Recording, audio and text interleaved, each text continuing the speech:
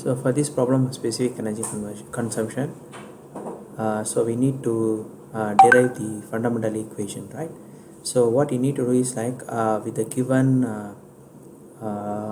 the parameters from the paper, you need to calculate for the FT, the total FT from here. From there you can calculate the total equation for this particular type of electrical vehicle. So you can refer to page number 251 to 268 for further reading on what we taught in the last class.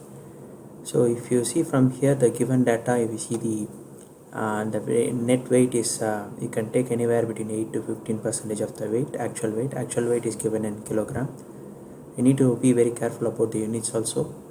The velocity is given, the rolling resistance is given, the gear ratio is given in the paper. The d dash is the total distance covered in case, for example, if it's a trapezoidal or like for example, if traveling from one period to another period is t1, another period to another period is t2, another period to another period is t3. In this case they don't specifically mention, so this ratio is considered as 1. But typically, for example, the same case they give us a trapezoidal or a quadrilateral curve, you need to come up with the d1 plus d2 plus d3. That means accelerating, your steady state, and also the braking condition.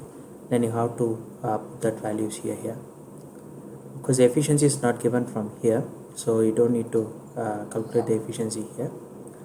So once we have calculated this one, we know the specific energy consumed by the machine, and then if you want to, you have to decide the efficiency of the motors you need to choose. That is the next step in the design of electric vehicle, meaning that we can choose this electrical vehicle based on the energy consumption, specific energy consumption by the machine, meaning that this is the energy consumed by the mechanical system. From there we know that how much is the required energy from the electrical system.